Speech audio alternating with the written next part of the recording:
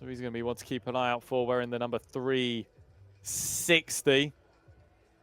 One or two unknowns in there as well. McGraw potentially could be a bit of a raw talent. We'll have to see as this steeplechase unfolds. Well, we will. We got some top under 20s here. We got the leading 3 under 20s in the nation. We got Yelling, Millard. Both of those two phenomenal under 20 athletes. They've dipped inside that 6-minute barrier, which really is a little bit of a marker for them. We got Sam Costley going to go in this. Jethro McGraw as well. Yep, you mentioned. Good to see him on a debut. Alex Wilson, Stoneman as well of Team Bath, 6:07.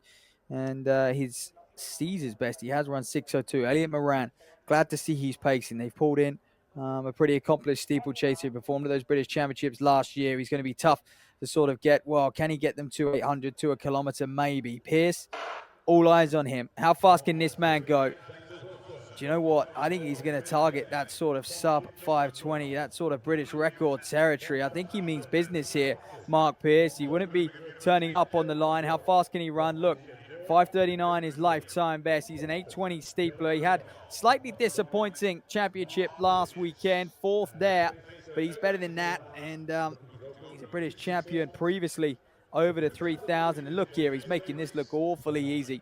These men are going to take to that first water jump, of course, on the first lap.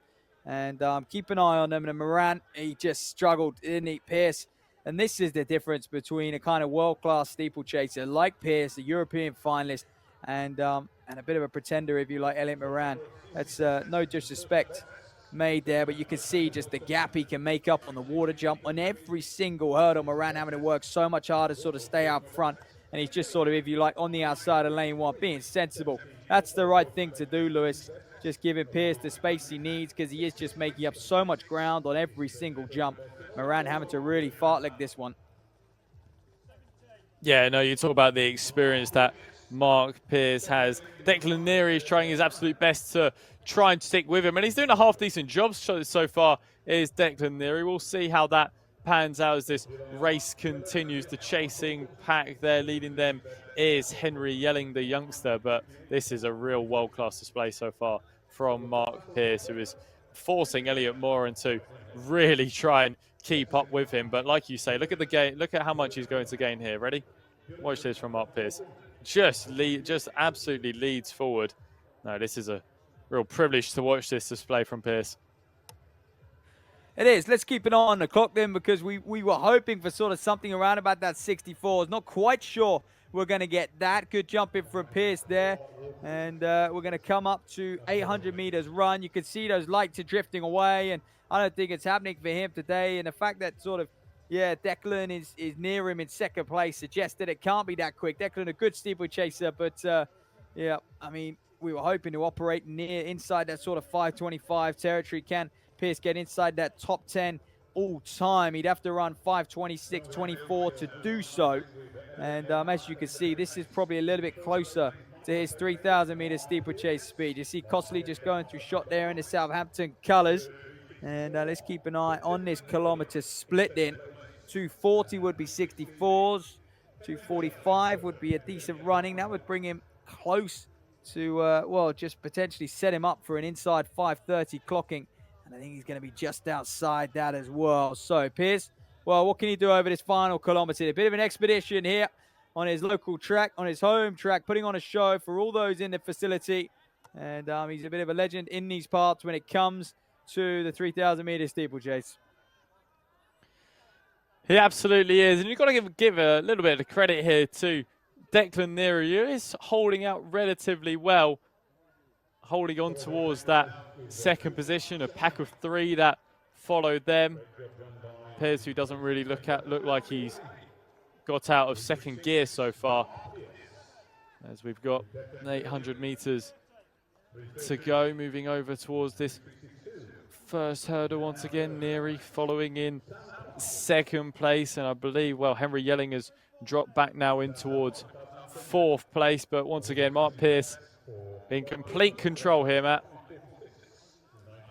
Well, he really is, and you know, I'm just a bit confused at what we're watching. Is Is he giving it his all, or is he just running this kind of controlled, quite a measured effort? He would have committed to this race several weeks ago, I have no doubt, and perhaps after disappointment last weekend, he just thinks, look, I'll just get a bit of a training effort out here today, and I'll look to really attack potentially a Diamond League, a World Tour event, and a race further down the line this season. And he is someone you look at, 8:20 in Brussels earlier this year. You look at, and can he bank a qualifying mark for that World Championships next year? Can he break 8:18? He's capable of it. But yeah, today looks a little bit more measured from him. He's hurdling well. He's looking smooth. But yeah, he's not quite the hot 64, 65 tempo we were expecting.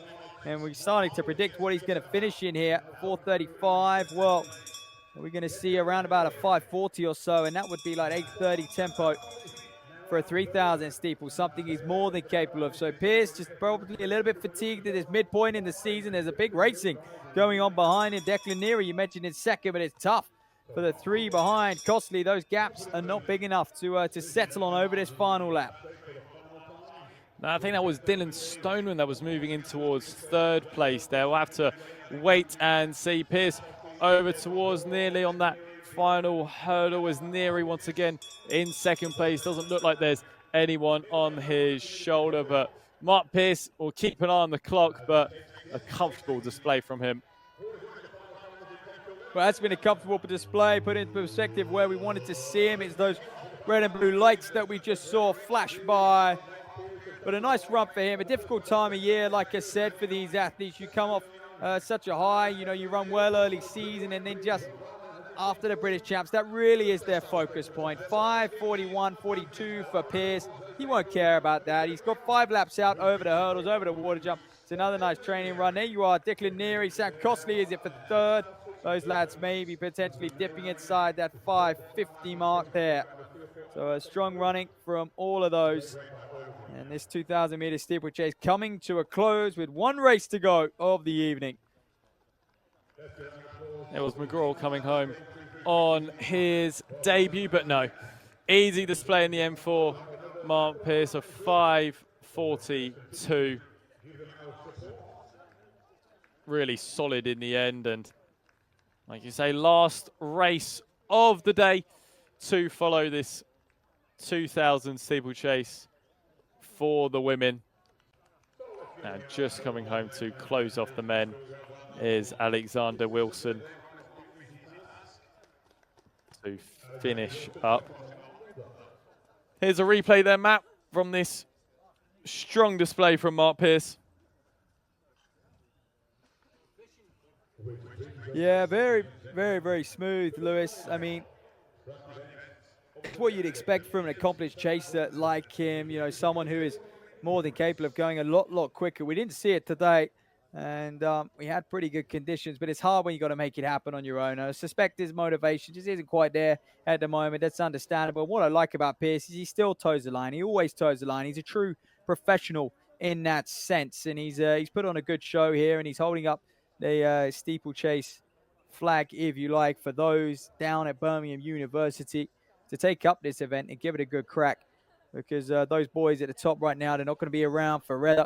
We mentioned potentially Norman retiring this year. We'll see if he goes through with that in the form of his life at age 34. That's coming off that Olympic selection disappointment.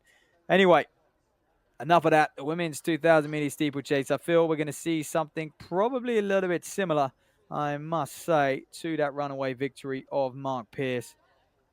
We hope not. We've got some good athletes in here. Martha Collins of Woking and Birmingham University, 6:43, her lifetime best. Third at the British University Championships. But there you are, just to summarize. Declan Neary there, 5:49.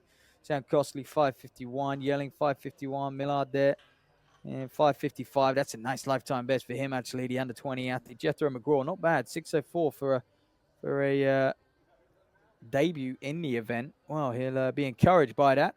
Well, McGraw. But yeah, Prix, 5:42. Comfortable victory for him in the end.